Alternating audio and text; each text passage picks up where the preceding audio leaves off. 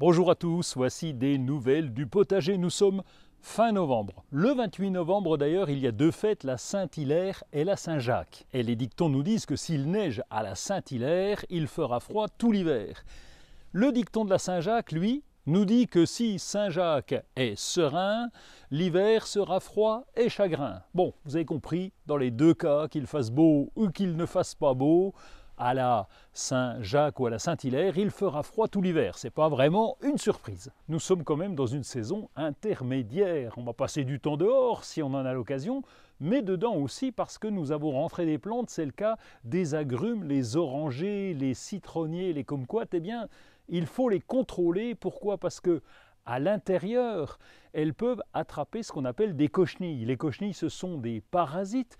Ça fait un petit amas blanc sur les feuilles ou sur les tiges, et là il faut s'en débarrasser. Pourquoi? Parce que ces cochenilles sont capables de s'attaquer à la plante et l'épuiser en totalité. Donc nettoyez-les, utilisez des produits, faites comme vous voulez, mais il faut qu'elles disparaissent. Et puisqu'on est en intérieur, on va s'occuper du décor. Il y a en ce moment de jolis cyclamènes, des azalées.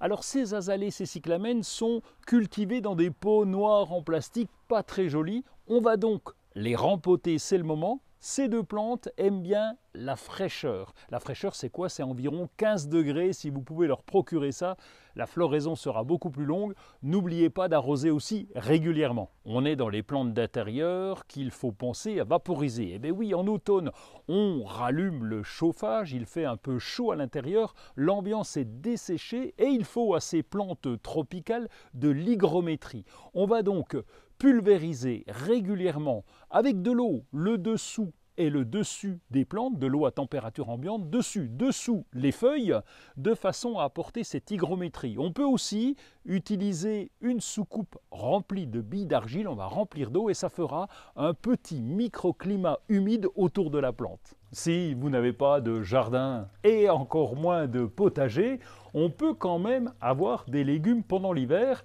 C'est possible avec une tour hydroponique. Le principe est assez simple, on a à la base un réservoir rempli d'eau avec un engrais naturel et puis une pompe qui va apporter de l'eau un quart d'heure toutes les demi-heures à peu près pendant la journée. À ces alvéoles, il y a 36 alvéoles et ces alvéoles sont remplies avec du chou brocoli, avec du cerfeuil, avec de la salade, de l'oseille, de la ciboulette, bref, de quoi avoir un petit peu de fraîcheur, de légumes fraîcheurs pendant l'hiver. C'est une chance d'avoir un noisetier au potager. Pourquoi? D'abord parce qu'il nous apporte de l'ombre. En plus, il nous apporte évidemment des noisettes. D'ailleurs, on peut remarquer qu'en ce moment, les chatons, les fleurs du noisetier commencent à s'ouvrir, commencent à apparaître et c'est très joli.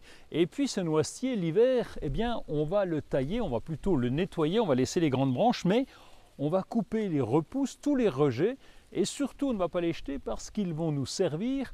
Pour le printemps prochain, ça fera de très jolis tuteurs gratuits. En automne, nous l'avons déjà vu, c'est la bonne saison pour les plantations. Alors les plantations d'arbustes, d'arbres fruitiers, de petits fruits, mais aussi pour les plantes vivaces, et en particulier celles-ci, des echinacea. Les echinacea sont des plantes vivaces qui s'adaptent à peu près à tous les sols, qui sont résistantes au froid, qui vont pousser en plein soleil, voire un peu à la mi-ombre, et qui font des fleurs très intéressantes parce qu'elles attirent les pollinisateurs et en particulier les papillons. C'est aussi une plante comestible. Bon, je vous l'accorde, elle n'a pas tellement de goût, mais on peut utiliser les pétales des fleurs pour décorer des salades par exemple. Toujours dans les plantations d'automne, voici des alchémies mollisses. Alors ces alchémies commencent à reprendre à faire de nouvelles feuilles, c'est très joli, surtout quand on a des petites gouttes d'eau sur le dessus. C'est une plante qui va s'étendre, elle ne pousse pas très haut, elle va faire de jolies fleurs jaunes. Ces fleurs et ces feuilles sont d'ailleurs comestibles, un peu amères, mais comestibles, on les ajoute dans la salade ou dans la soupe. Comme la terre est bien humide en automne, on en profite pour réaménager le terrain. Ici, j'avais un coin pas pratique pour la tondeuse, fallait tourner autour du cerisier, fallait faire attention à ce petit bambou nain.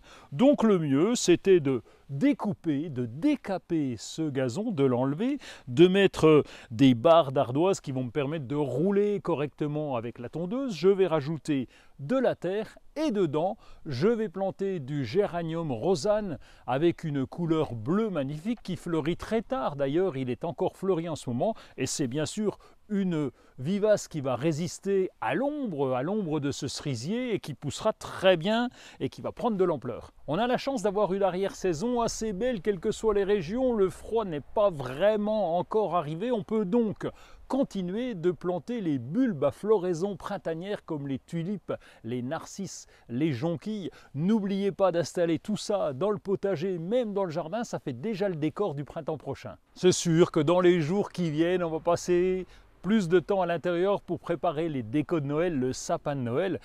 Mais n'oubliez pas quand même d'aller au potager, faire un tour au jardin, ça maintient la forme. Juste une chose, s'il fait froid, couvrez-vous, hein, ça caille.